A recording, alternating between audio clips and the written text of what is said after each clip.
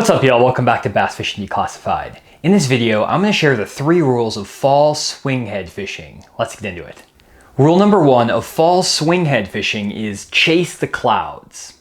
Whenever you have cloudy conditions in the fall, the bass will tend to spread out and push closer to the bottom. This is actually somewhat challenging when you don't have any wind, because the bass will be less aggressive due to the lack of water movement or wind, but they'll also be spread out across the bottom due to the cloud cover. This means that you can't reliably locate them around cover like brush or rock, because those fish are not really using the shadows or the shade of that cover, and they're not going to set up behind objects like a rock pile, a dock, or a stump, because the wind isn't going to be generating current and those wind eddies that the bass will oftentimes relate to. As a result, you're going to have bass that are randomly roaming around on areas that aren't that aggressive or active and not in this active ambush or feeding mode. The way that I combat these conditions is try to pick a bait that I can cover a lot of water with, but that's very finessey, and that's where the swing head comes in. A swing head is basically just a football-shaped lead head on an extra wide gap hook that's connected by a little metal bracket. I'll then put some type of soft plastic creature bait on the back that will move and kind of kick as you reel this bait across the bottom. If you don't have a ton of grass in your lake, a swing head is a great tool for covering water around rocks, pea gravel, sand, things like that. And because you have a creature bait on the back or a soft plastic bait, it's more finessey than a crankbait or a spinner bait or other moving type baits. But you can also fish it faster than your standard jig. A jig and a shaky head are great at targeting isolated pieces of cover like rock piles and brush piles when you have sunny conditions and there's a lot of shade that those bass are relating to. But again, without those sunny skies to position those fish around shade pockets or wind to get those fish to set behind objects, they're going to spread out across the bottom. And the swing head is the perfect tool for covering a lot of water, working a bait that's on the bottom that is more finessey than your average bait. I don't really throw a swing head that much in those other conditions, windy or sunny conditions. I literally only pull it out when I have those cloudy days that are completely calm. But when I do have those conditions, I would say I throw a swing head about 80% of the time. The only time I don't is if I have a lot of grass on my lake. The swing head doesn't come through grass super well. And in that case, I'll go to a few other baits through that grass, like a swimming worm or things like that. But if you do have areas where there's exposed bottom, rocky, sandy, pea gravel areas, that swing head can really excel. The second rule is to go heavy on your swing head. A lot of anglers will pick up a swing head and they'll use the exact same weight that they do with their standard Texas rig, whether that is a 3/16 ounce or a 1/4 ounce head. But that's actually a pretty big mistake when fishing a swing head. The goal of this bait is actually to get down into rocks and into the bottom and allow yourself to actually reel that bait at speed while maintaining bottom contact. The only way you can achieve this is by going to a heavier head that will actually keep that bait down on the bottom as you reel it in. You literally want to be grinding the bottom with this bait, and you will lose some swing heads by doing this, by getting them caught in rocks, and that's just kind of the name of the game with this technique. But if you're not digging the rocks and in those rocks as much as possible with your swing head, you're not going to be generating that many bites. The go-to size for my swing heads, at least for me, is a 3/4 ounce swing head. I'll throw this 3/4 ounce size anywhere from 5 feet of water all the way out to 20 feet of water.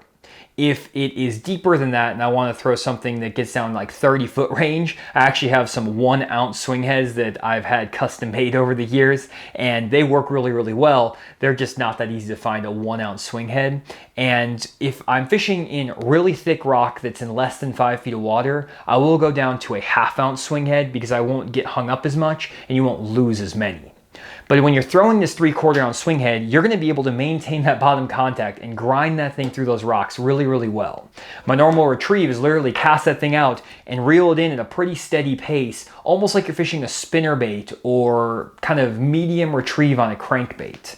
That will cause that bait to really dig into those rocks. It'll kick up the legs of that trailer, and it will really entice a lot of those bass. Now, there are times if I get to a really good rocky stretch or a place where I got a few bites, I may stop reeling the bait and just slowly drag it and do like a kind of more like a Carolina rig side pull with the bait to pull it through areas. And that'll oftentimes trigger bites when those fish are a little bit less aggressive. And when you're in a really thick rock, it'll help you come through those rocky areas a little bit better than just straight reeling it. But you want to try to reel that bait as much as you can through those areas until you actually locate fish. Most of the time when I get put on a swing head, I'm going to be bombing that thing on a bunch of different areas, and all of a sudden I'll get 1 or 2 bites in, let's say, a 30 or 40 yard stretch. And then I'll go another maybe 100 yards without getting a bite, and then get another couple bites in another 20 or 30 yard stretch. It's very uncommon in those cloudy, no wind conditions to get a bunch of bites in an area that's like the size of the front deck of your boat, or the size of a picnic table. Instead, you're going to get bites more in a general zone that's maybe again 30-yard circle, and that's where the swing head really comes in, is you can make those long casts, work that bait through those areas kind of quickly, and give them a finessey approach that these fish a lot of times aren't used to seeing, because a lot of guys prefer to either cover water with a crankbait or a spinnerbait, or work really slow with a jig and a shaky head. Now, for my baits that I pair up with the swing head, the one I throw is actually this Big Bite Baits swing head that has the regular hook in it. This is a 3/0 hook. They have a 5/0 hook version, but the 3/0 hook is what I like. It's a little bit lighter wire and pairs with these smaller creature baits I like to throw.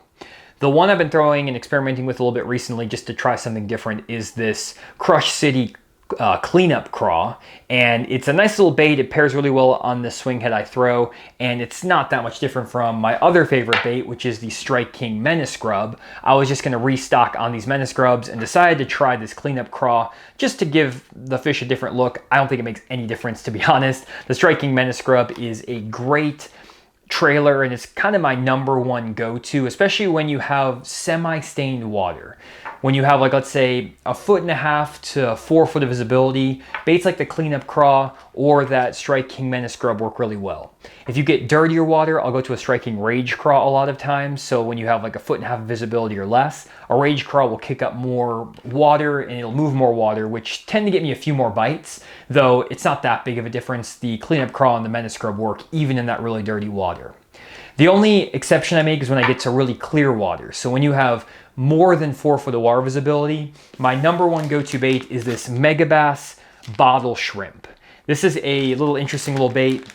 It is a crawfish looking bait, even though they call it a shrimp. I guess it kind of looks like a shrimp, but it really is just like a crawfish imitator. And it has these straight legs to it. These straight legs will wobble and move around really well on that swing head, and it pairs perfectly on that little 3/0 hook. And it's almost the exact same size as that Menace Grub and that cleanup craw, about 3.5 to 4 inches in length. But that bottle shrimp doesn't give off as much action, but it does have those tails that kind of wobble around.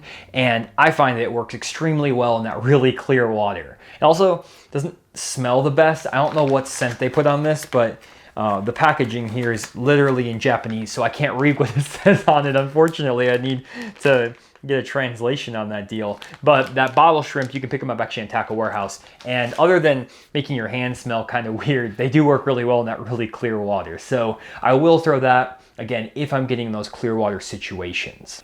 As far as my gear goes for throwing the swing head, I throw it on the same rod that I fish a football jig on, and that is a Denali Lithium Pro 7'4" heavy power fast action bait casting rod. It is paired on a 7:1 gear ratio Abu Garcia Max Pro reel. It's one I picked up at Walmart. This is like my one nicer reel that was like $70. All of my other reels are like $30 Black Maxes I bought 6-7 years ago. But this is 7:1 gear ratio. It's a little bit faster gear ratio, which helps when you're working that bait really shallow. I like to have a little bit faster reel just so I can speed it up if I need to. And I usually pair this on anything from about 16 to 20 pound fluorocarbon. I'll go with 20 pound fluorocarbon if I'm really in thick rock and fishing less than 10 feet of water. But if I'm fishing in anywhere from like 10 to 20 feet of water, I'll go with 16 pound fluorocarbon. Right now I have 16 pound just because I've been fishing Beaver Lake a lot, which has clear water in general, though the places I'm fishing have like 2.5 to 4 foot of visibility. So I'm kind of throwing it a lot in that like 8 to 12 foot range. And that's my setup, and those are all of the different deals. But really, to go back to the rule we talked about, go heavier on your swing heads. 3/4 ounce is kind of my go-to size. You can get away with a 1/2 ounce in less than 5 foot of water, and then if you're fishing deeper, go to a 1 ounce swing head if you can find them. The third rule of fall swing head fishing is fish the transitions. What I mean by this is looking for bottom composition changes under the water where you have one type of bottom transitioning into another, whether that's sand transitioning into pea gravel or pea gravel transitioning into bigger chunk rock. Those are kind of the two I focus on. I don't really like to fish this bait around steeper bluff rock that transitions into that chunk rock area, because most of the time those areas are going to be relatively steep and it's better off fishing those with a jig. And most of the time anyways in the fall, if those fish are spread out on those cloudy days, they don't want to be by those really sharp breaks. They want to be more spread out on the flats chasing around. So if you can find a flatter area, whether that's a rounded point, an offshore flat, the kind of top of an offshore ledge, anything along those lines will work. And on those areas, you want to find a pretty good stretch of transition in the bottom, whether that is like a 20 to 50 yard stretch of transition area. This will again be some type of mixture of rock, and I find actually with a swing head I do really well this time of year on sands to pea gravel transitions that are 20 to 30 yards off the bank and invisible to the naked eye, but you can sometimes see that transition kind of coming into the lake from the bank. You look up on the shore, you'll see sand going to pea gravel, and you can just kind of think about where that might go off the bank, or just use your side imaging to side scan it and mark that transition. You can also, again, find those pea gravel to chunk rock transitions, which are pretty easy to see as well, though those don't really stick out as far into the lake at times, but you can find those as well. They're a little bit trickier to find, and they're less consistent by just looking at the bank. Those you have to graph a lot more for with side imaging to find, but when you do find them, they can be absolutely loaded. Now, the key thing to remember is that you're looking for bigger stretches of these transition areas. In last week's 3 rules video, I talked about fishing a jig, and you wanted to find these small 10 to 30 yard stretches that you could pick apart really meticulously. And in the last video, I talked about mainly fishing a jig in sunny conditions. But because we're dealing with cloudy conditions with no wind, those fish will spread out a lot more, and in those really small areas like that, they'll oftentimes spread out so much that they even kind of just leave them, and they'll go more sometimes to the bluffs and sometimes to the pea gravel. And that's why I recommend looking for those transition areas that are maybe 50-ish yards long. You want to have enough room that those fish can spread out in, but not necessarily so large that it takes you hours and hours to fish. So I think 50 yards is kind of a happy median. And what you can do then is just fire that swing head down that stretch and reel that bait in, working it down, sometimes parallel, trying to put your boat like right on the transition and casting right down it, or kind of casting at a 45-degree angle over the top of that transition. Sometimes you want to be bringing your bait from the smaller type of bottom, so like the sand area, into the pea gravel, and other times you may want to bring your bait from the pea gravel into the sand. It kind of depends on the lake you're fishing, whether you're fishing for smallmouth, largemouth, things like that. Oftentimes I find that it's actually more effective for smallmouth to be throwing your bait from the bigger rock, like chunk rock or pea gravel, and then bring that into the sand. And then if I'm on a lake where I have a lot of largemouth and spotted bass, I actually find that they're more territorial, kind of, and so it'll work better when I'm casting into the sand or into the pea gravel and bringing it into the chunk rock. It's a little small nuance that sometimes makes a difference, sometimes doesn't, but I have seen it actually make a big difference in the past. So just kind of experiment with your boat positioning around these areas and just reel that swing head in, keeping bottom contact and trying to work right on that transition edge with this bait. Again, a lot of these areas are going to be off the bank just a little bit, so you're not going to be throwing this bait just straight down the bank and reeling it in. Most of the time your boat's going to be 2 or 3 cast lengths off the bank, and you're casting either like up to the shore where you can see that transition entering into the bank, or you're casting at waypoints you made on your fish finder where you mark that transition on your side scan view. Either way, just work that bait down there, in that transition as best you can, cover a good amount of water. The fish are not going to be stacked up in like one little small stretch of that. Most of the time they're going to be spread out across the whole 50 yards. So the more water you can cover, the more chances you have to get bit.